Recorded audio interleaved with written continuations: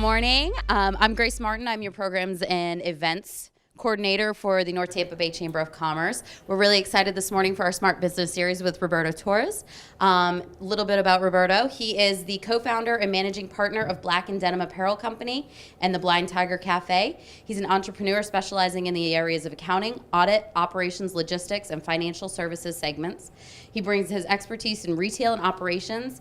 He's a consultant and an executive to assist startups and early companies with strategic operational and expansion plans.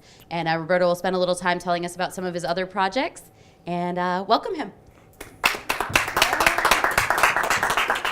Good morning, guys. How are you guys doing today? Good? Awesome. So my name is Roberto Torres, if you guys already know. I'm an immigrant from Panama. I came here to study at the best university in the country, Florida State. Who knows? Yeah. And I wanted to spend a little time this morning talking to you guys about, I guess, my journey, and then you guys can ask me some questions. So I came to school to study accounting and finance, and that was very instrumental. So I ended up picking audit over tax because I wanted to see how a business issues checklists, walkthroughs, procedures, and then tries to understand what is it that, how can they make decisions, effective decisions. And I felt that tax was more passive. They looked at numbers after the fact. So that prepared me to go and get a job at the Career Center, where I interviewed for 28 jobs, but got 5 job offers out of that. So 23 rejection letters and 5 job offers. Somebody might look at that and say that I failed 23 times, but I got options when I was coming out of school. So I could have gone to New York to work for Deloitte across the street from Ground Zero, which at the time was extremely depressing. Or I could have gone to Atlanta, or I could have gone to West Palm Beach. I could have stayed in Tallahassee, or come to Tampa. So I ended up picking West Palm Beach, obviously because I was closer to Miami than anything else, but ended up hating it. And after 3 years of audit down there, I ended up moving to Tampa in 2005. When I came here, I was working at the largest independent CPA firm, which was called PNC at the time. And ended up spending a couple years until the recession hit. And then I saw my boss for the last time, April 30th, 2007. And what happened after was that I took 3 months off, got disenchanted by the financial system, and tried to figure out what it is that I wanted to do. There was this show called The Big Idea with Donnie Deutsch, and I'm sure most of you remember, probably like about 10 years ago. It was this guy that had inherited his marketing firm from his dad, and it was called Deutsch Advertising. And he had this show on MSNBC, 30 Minutes, where he went and started asking people what it is that they did for a living. And then I started seeing, people from different walks of life that had been successful in business. Like, for example, Taryn Rose, and she makes shoes, but she was a physician. And the reason why she then went into shoes is because she couldn't take it being on her feet for 12 hours in uncomfortable shoes. And or this other guy that started a company called Rock and Republic, which was an apparel company, but he was an architect by design, by trade. So I started seeing, and in my brain, I started validating that I didn't have to have picked a specific, trade and stick to that in order to be successful, that I could be whatever I wanted to be as long as I can read, write, and follow directions. And now we have this thing, the internet, you can Google anything, or at the time you can search for anything, and then you can get your answer pretty quickly. So the next thing was trying to understand or figure out what it is that we wanted to do. So apparel was easy for me because I started looking at different business models where, discretionary consumer income. It's estimated like about $800 a year that people spend on clothes. 330 million people. You can do the math real quickly that's a pretty big segment of the population. And then there's different tiers. There's luxury, mid-market, and then there's mass market, which is your Kmart, Walmart, Sears, etc. So we started to kind of look at other apparel companies at the time and trying to figure out which is the model that we wanted to emulate, not necessarily wanted to copy, because a retail brand is specific to the DNA of who their founder is. Like for example, Nautica, there's this guy called Michael Shu. That's the founder. So every nautical theme that he put in his clothes, people would think that he came from Nantucket or maybe from like, somewhere upstate in this Northeast, but he's actually from China. And the idea that I started looking is like I started trying to devour, successful biographies from other people that have been good in business. Like for example, Tommy Hilfiger. He was a gas station attendant in upstate New York. We go down to New York, buy 20 pairs of jeans, come back to upstate, fix them up, and then sell it to their friends. And he went in business 3 times and failed before he actually started Tommy Hilfiger. And the cool lesson about that is that prepared him for his journey. So whatever it is that people are in business, take your experience and try to apply it in a different setting for whatever it is you're trying to start new. So we started as a product company in 2010, which was the worst time to start a business. American made, which was 3 times more expensive than everybody else. But my expertise was accounting and finance. I wasn't going to sew clothes, or I wasn't going to draw or do the design. I found a partner that can do that, and he had almost 10 years of experience doing that. And then I found another partner, so there's 3 of us that did the marketing and the IT. So that sense of being in a partnership and not being a solopreneur gave us the opportunity to wear different hats. And then the operating agreement or the friendly agreement that we had was that each and every one of us is going to own that particular process. So whenever it comes to finances, I'm the one that's going to make the ultimate decision or have the director's cut. But when it comes to design, Chris is the one that is really going to drive it. And when it comes to website and social media, Luis is the one that is going to drive that. And that gave us reassurance. That gave us like a sort of like a game plan and like rules of engagement, so that whenever we had disagreements, that we had already agreed on what the decision was going to look like. And 9 times out of 10, it was a good decision. So we started with 8 different T-shirts and no jeans, and our company is called Black and Denim. And people ask us where are the jeans, and said we don't have jeans yet. So, somebody kept calling us, or whenever we went, so they're like, oh, they have a T-shirt, and I correct them. I said, no, we have an apparel company, and it's that sense of our operating reality today is not going to dictate what we're going to become in the future. And people say, oh, okay, yeah, sorry, an apparel company.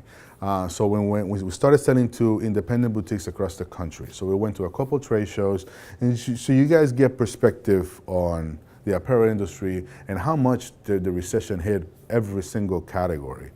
This particular show was at the Las Vegas Convention Center, which is a huge, massive, off-the-strip trade show. And now the entire show is held at the Mandalay Bay. So, which is like 1/10 of the size of the Las Vegas Convention Center. And so we went from that big one to this little one. And what that did is that whoever didn't have a strong brand identity or whoever didn't have a bulletproof business plan ended up folding. So that gave us an opportunity to kind of like go into other retailers and tell them like, hey, we've actually learned from these other people's mistakes. We would like to do business with you guys. And along the way, some people might think we got lucky. Some people might think that we work hard. I think it's 90-10. I think it's 90% luck and 10% hard work. So we ended up winning a business plan competition for Miller Coors. And what did this was give us funding, $50,000, so that we can scale a little bit of our operation. After that, we went to Macy's and applied for this plan or this workshop called the Workshop at Macy's. It was designed for women and minority-owned businesses to learn how to do business with this $25 billion, 850-store giant. Out of 40,000 applications, they interviewed 40 people. They only ended up picking 17. We were one of those 17. On the second year that they did it. They've been doing it for 8 years now, and that taught us retail math. I went accountant, and I didn't know retail math at all. EDI, logistics, marketing, markdowns, and that took us from this idea or this mentality that okay, we're gonna figure out how is it that we're going to do business with them, and they're going to get to know us a little bit, and we can learn in the process. So we got an opportunity to meet Terry Lundgren, which was the former CEO of Macy's, their executive vice president of fashion, and along the way in this 5-day crash course, 8 to 6, incredible experience, we got an opportunity to see the inner workings of this really amazing company in 34 Herald Square. We were the entire week there, and one thing that I take away all the time is, so one of the executive vice presidents of fashion told us, okay, do you want to sell clothes in Macy's and, let's say, for example, sell $10 million of merchandise and make $1 million, or would you like to keep in the process that you are and sell $5 million worth of merchandise and make $3? And that's a real question. Sometimes somebody might think that selling to Macy's is extremely lucrative. But in reality, you got to look at, they're probably a discounter. Their core customer is women 25 to 35. They shop for their husbands, they shop for their kids, they shop for herself, and those are the people they're trying to appeal to. And when we're making men's clothes, then we gotta craft our message to them, which are the ultimate decision maker on apparel. So after that, something interesting happened. We had found some mild measure of success. We were selling to Steinmart, Walt Disney, and Macy's, and this request for proposal came from the airport in Tampa Bay, and they wanted local concepts in their airport expansion. I don't know if you guys have flown out of here. This is by far the best airport in the world. They're trying to make it better, which I didn't know how they could do, but the airport was 40 years old, and they wanted for it to look as much Tampa as the city that they were headquartered in. So I put this elaborate request for proposals out. I went to one of the meetings, not knowing what the commitment or how much money it was going to take. I just went out there and put myself out there. This lesson for entrepreneurs, it's insane. I know most of you guys probably were driving today, like, I don't have time to come to this today, what it is that I'm going to do. But every time that I question a decision where I was going to go, either to a networking opportunity or just to talk about my business, every time that I was second guessing myself, I came with a nugget that like lit up my fire for the next 6 months, just out of that one meeting. And putting yourself in those situations is extremely important because it gives you the opportunity to practice, to hone your pitch, to get to know other people. And you might never know who holds a connection that can help your business move forward in the future with that. So from that meeting, we realized that being a company headquartered in Tampa for an expansion in the airport is extremely attractive to all the primes. And these primes are the companies that are in between the airport and the concepts. So every time that you walk through the airport, if you see a Sbarro's, for example, which you're not going to see in Tampa Bay Airport, Sbarro's doesn't own it. It's actually a company that could be either Paradise or HMS Host or Newslink or Delaware North. These are the prime companies that go out and find these concepts. They essentially buy a franchise from them, they kick it back a royalty, and they are the ones that do the hiring, firing, pay rent, and all this other stuff. So when we started looking at who we wanted to align ourselves, a lot of them asked us for exclusivity rights. And there was only, out of all the primes, there was only one company that was really attractive to us. It was a women-owned company, and they were headquartered in Tampa. So to me, that was a win-win. So we decided to sign an exclusivity with them, and in return, they gave us a piece of the business. So that did two things. Number one, we had to go get a loan because it was in the millions of dollars just to build this retail package with 7 different stores, and it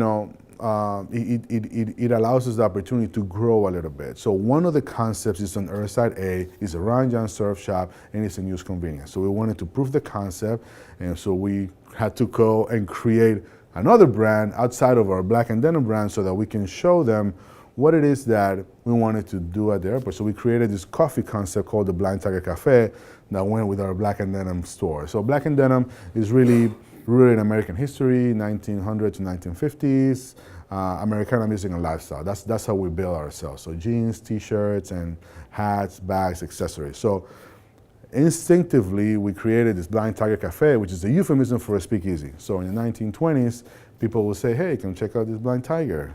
It's not going to hurt you because the tiger is blind. And then they'll charge them a nickel entry so that they can drink some alcohol in a coffee cup. So when the cops came, everybody was drinking coffee. So that was our idea of disguising our store inside our coffee shop. And when we went through the first certification process with the airport, our partner, Stellar, suggested for us to become an airport concessions disadvantaged business enterprise. Let me repeat that again. An airport concession disadvantaged business enterprise, which means that we had to have been either women-owned or minority, and we had to have had a net worth of $5 million or less. And once we get the certification, then we knew that it was going to be even more attractive to be in the airport. At the time, Stellar was also an ACDBE.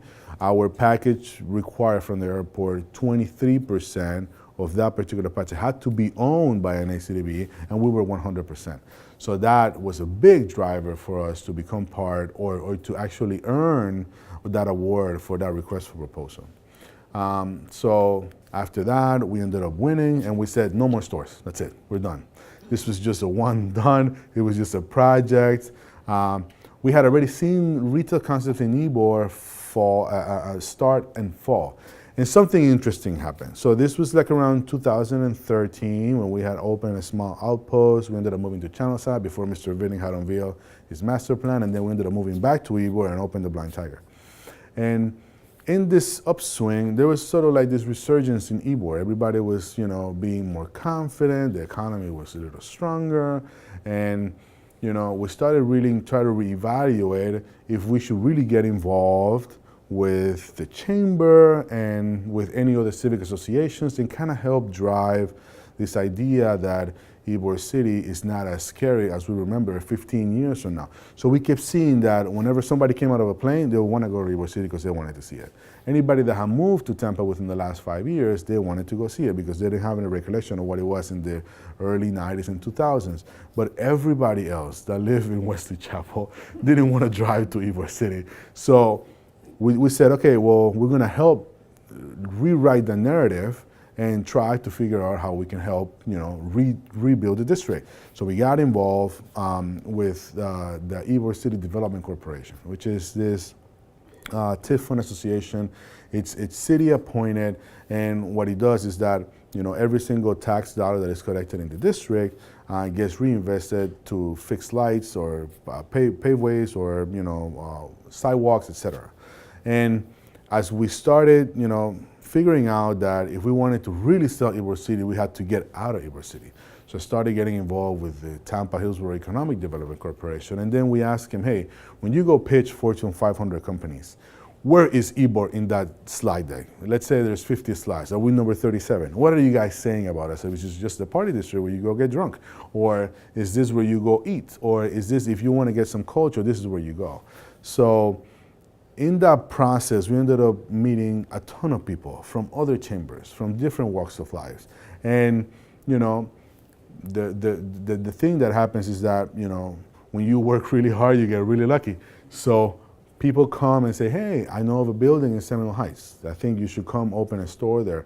We go take a look, and then we do this like really complicated focus group and get some people in the room. We didn't do any of that. We just put a post on Instagram, because that's the age that we live in now, and said, if we open a store in Seminole Heights, will you come? And within 2 hours, we had 92 comments of yes.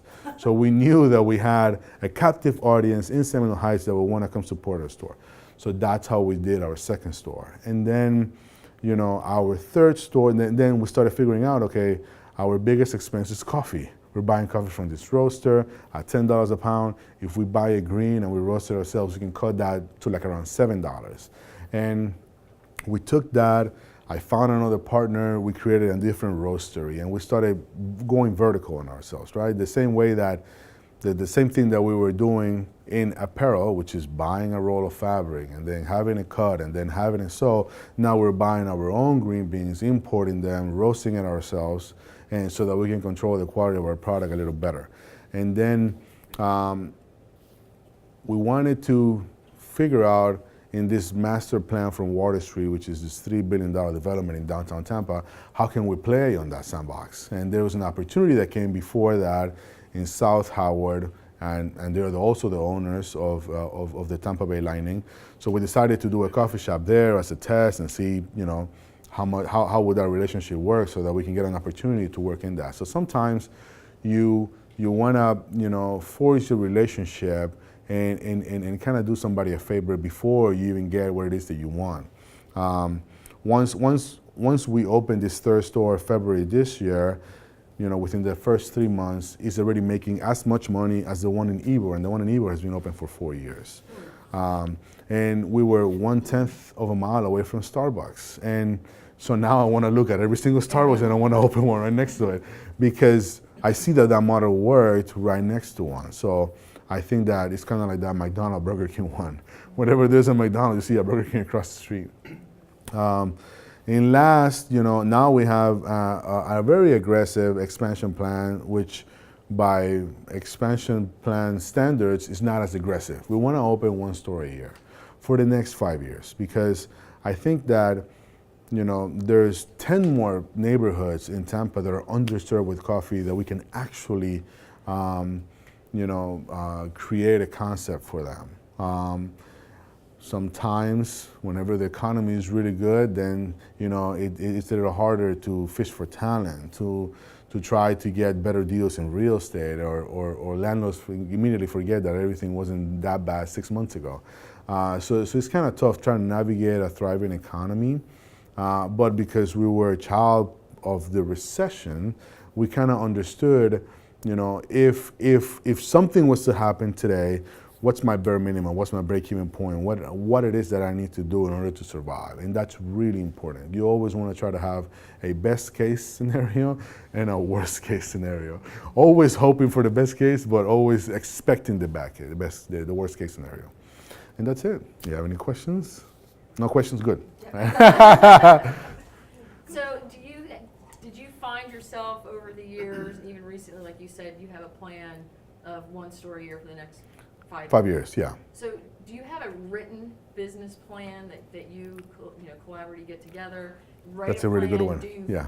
follow it, and then how do you make changes? Yeah. The changes that come to you. Yes and no. We have a business plan somewhere. I haven't looked at it in probably like 3 years, but we do have a set of core values that are in a 1-page document, and I learned that from Steve Griggs, the CEO for the Lightning. They have this like core mission statement, that and the Rays have it too. The Rays is empowering the community with the magic of Rays baseball. For the Lightning is that they want to make sure that they can capture everybody's imagination by the power of the Lightning. So we have this 3 set rules in our business that we want our employees to live by. They want to, make the best coffee that they can. So if they've been making coffee for 3 years, they're going to be making coffee like a person that's been making coffee for 3 years. If they've been doing it for 3 months, they're going to be doing it for like the last 3 months. The second one is treat every customer and employee with a smile. And that's really important because we want to make sure that, we have 2 things or offering for our customers and our people. It's really an amazing product and an amazing customer service. If one of those is not there, the other one is there to pick you up. And then the third one is to have fun.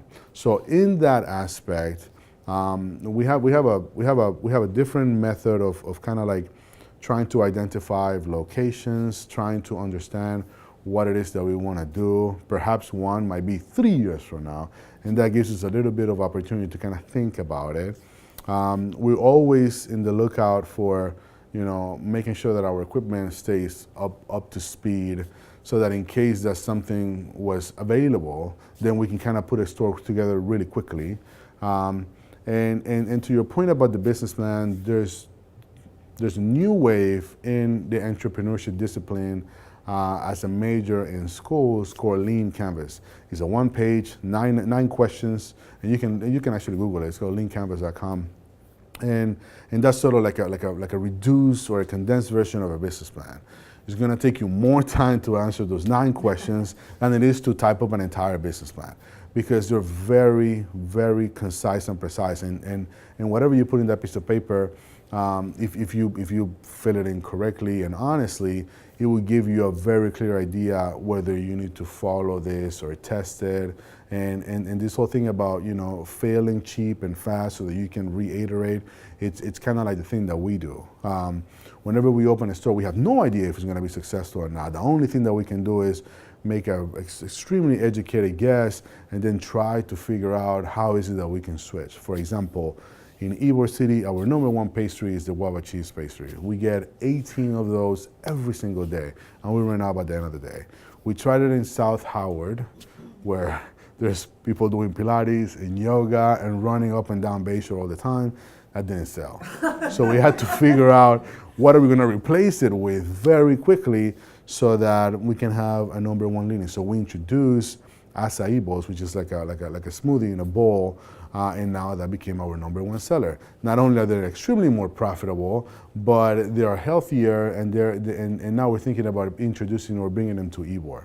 So it's that idea that you don't have anything set in stone in your business plan. So for us, the idea about tweaking or changing is actually trying it, committing it for a couple of weeks or a couple of months, and then try to change it.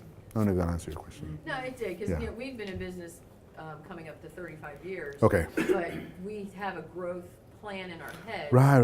So we're trying to figure out how to, fine tune that. Yeah, to, yeah. So we can get to that goal. Congratulations. Yeah, we're in year 4 of 35. Yeah.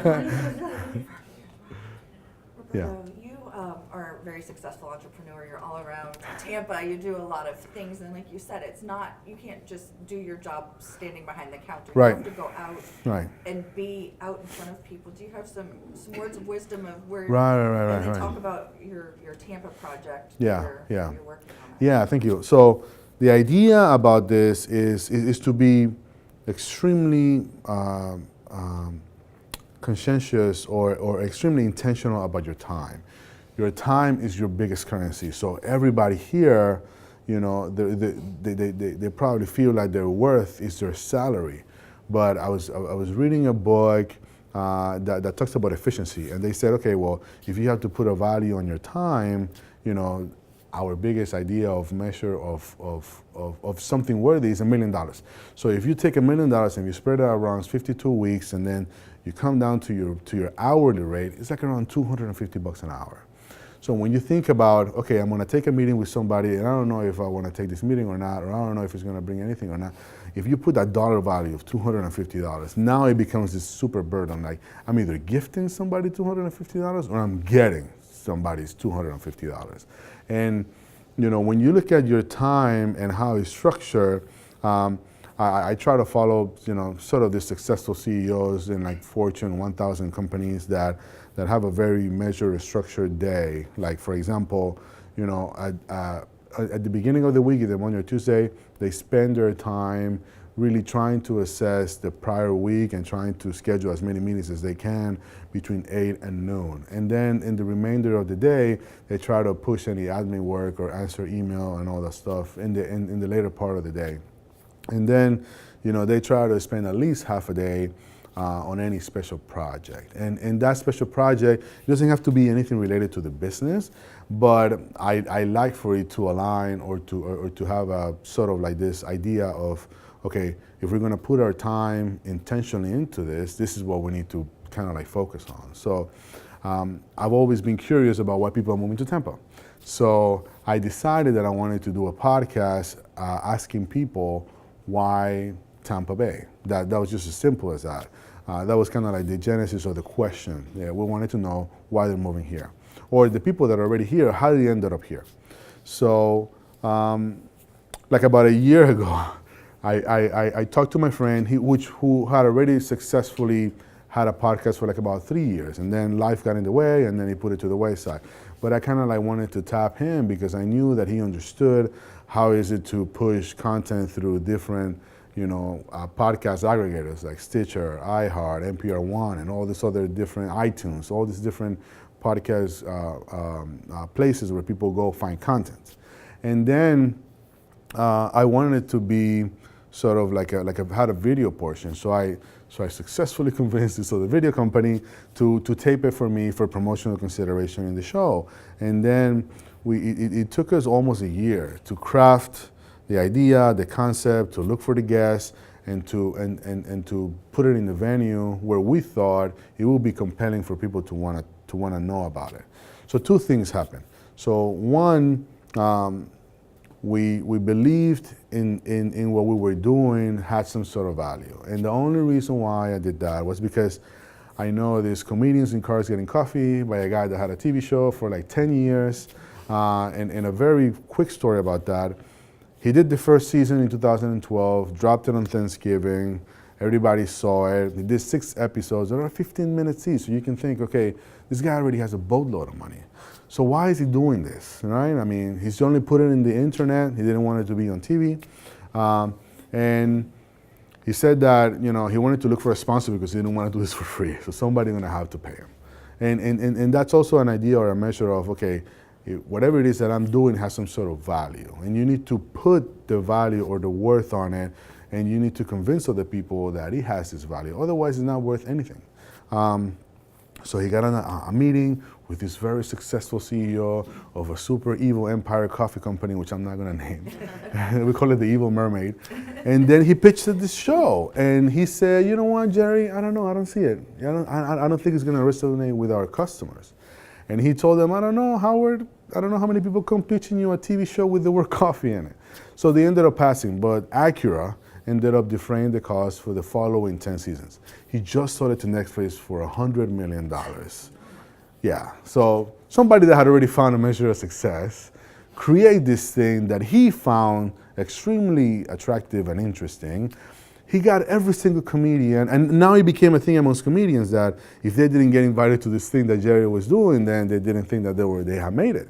And you know, they didn't get paid anything, and he's the one that, you know, now has this successful thing, and now it's for prosperity. So we found that the people with the Tampa Bay Lightning had this media company called The Identity Tampa Bay. So at the same time, without our knowledge, they were trying to create this aggregator for things Tampa Bay and sort of dominate that space. So what we did was say, okay, well, we have this show, would you like to use it? And they say, great, we don't have to pay for it because it's already made. All we have to do is push it to our, you know, 650,000 people that is in our mailing list for the Tampa Bay Lightning. And within 24 hours, Chase Bank wanted to underwrite the entire series, and now Northwestern Mutual. So without us even, you know, pitching it to them or having to have like a meeting or an idea or anything like that. And now we're trying to figure out who we want to invite for our second season, and we want to release all the episodes in sort of like installments based on that model that he did. And hopefully I can sell it for $100 million. Yeah. Any other questions? Yes. Something that stuck out to me was the fact that you mentioned you had the privilege of speaking to all these people from different backgrounds. So I was wondering, does that in any way affect the way you go about presenting your brand? Yeah. Bless you. I think so, because you know, you have to learn how to craft your message to whoever your audience is, right? So if you're talking to the CEO of another company, I happen to be the CEO, then I want to talk to their level. If I'm talking to a territory sales manager, or if I'm pitching my product to somebody else, then I gotta craft their message to what it is that they want. And I also have to learn how to appeal to somebody's self-interest. So, you know, walking in and saying, hey, I'm the cheapest product that you're gonna make, and I'm gonna save you a boatload of money, it's not necessarily the best message unless you're looking to save costs and they're not interested in service or quality. And you know, sometimes it's really difficult to try to understand how is it that you can, you know, craft your message to different audiences. So you have to constantly put yourself out there in those types of scenarios or those types of audiences, so that you can better get an idea of, you know, whenever somebody asks you a question that is a technical question, if you don't know the answer, you can say, well, you know, I can have somebody follow up with that, or I'll answer that with you by tonight. Yeah. Question. Yes. You mentioned earlier chambers, getting involved in chambers, economic Correct. councils. What Yeah. were some of the other organizations that you became involved in and helped drive your growth? Right. So ones that are extremely dear to my heart are nonprofit organizations, and these are like United Ways on Coast, University of Tampa, Florida State University with the James Moran Institute of Entrepreneurship, and like Feeding Tampa Bay. So first, trying to understand how they work, because you can see that they're, number one, volunteer driven, and number two, either a private or public quasi funding.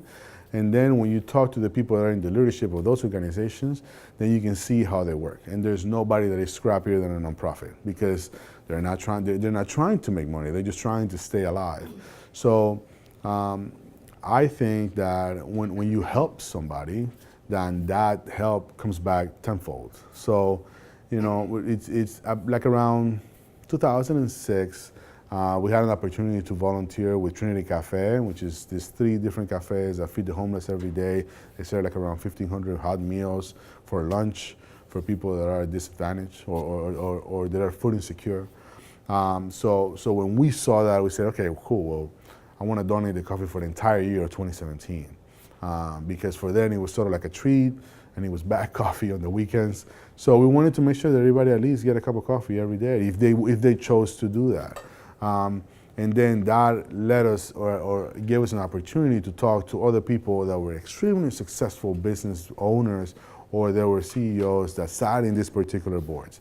And you know, these nonprofits, their executive directors or the presidents or the CEOs, they're looking for a very well-rounded, diverse group of leaders that are going to help them influence or spread the message about their particular organization. And that gives you an opportunity to see how other people think. Where do they think that they're driving the message? How is it that they can get involved and help other people?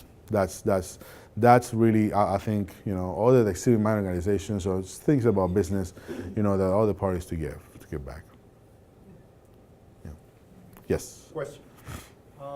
You started talking about, you know, the black and jeans, and then you talk about the coffee, Yeah. the black tiger, and all these other things that you do. Yeah. Not that taking your time, Yes. many different Extremely. directions, and losing maybe focus of giving more attention to one of your real concepts. You know, your real concept business is either retail Or food and the beverage. coffee, Yeah. Correct. sorry, It's a really good question. because, you know, you act like a consultant, you talk like a consultant, but you don't happen about your own business. Right. Yeah. I think there's no way that I could be here today if I didn't have a team set in place that is running or driving the day-to-day operations. And then I have to find time in my own day to meet with them or to talk to them to see how everything is going. Absolutely, 100%. And it's not for everybody either, right? I'm not exclusively advocating that you take 80% of your time and you take it away from your business and then 20% of your time in your business. You kind of need to figure out, you can pick what are the closest things dear to your heart, right? And then you can kind of like try one at a time. And then, you know, I know very successful people that, you know, they're involved with youth soccer league because it's on Saturdays and it's 8 to 12.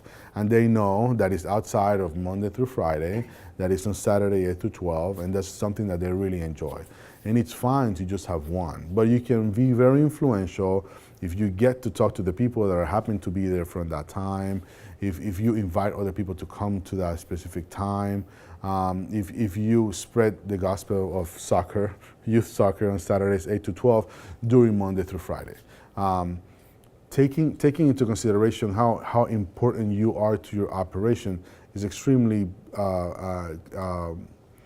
it's extremely intense, because the only way that you're going to propel your business forward is if you hone down or put together that business plan, and you know you need to find somebody that's going to execute it. If you're the one that is mainly executing it, you're not going to have time to go out and do all these other extracurricular activities. Some of them happen after outside business hours, like 5 to 7 or anything else.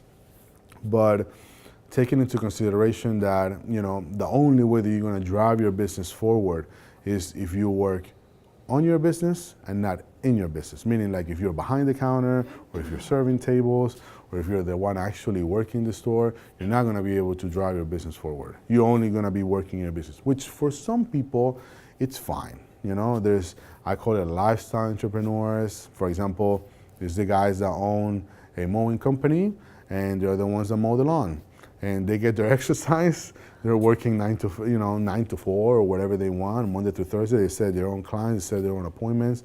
But if they fall sick, then it's on them, you know. And that's the thing about it. Yeah. Where do you see Black and Denim or Black Tiger? Yeah. We want to expand our coffee operation, one store for the next 5 years, and then with airport concessions retail, we're looking at other airports where we can expand. We have shifted a little bit from, you know, creating our own designs and become sort of like this private label retailer. So Disney comes to us and say, hey, we have this American experience inside Epcot. We want merchandising that is relevant to this particular gift shop. And then we have other museums, and then we have other clients that come to us. And what we did was harness our own skills and say, okay, so what are we really good at? We're really good at design, we're really good at manufacturing, and we're really good at fulfillment. And then finding clients that want merchandise in that place or that space, and then we service them. I think it's way more profitable and lucrative and less headache if I sell 10,000 things to one person than if I try to sell one thing to 10,000 people, which is the basis of retail.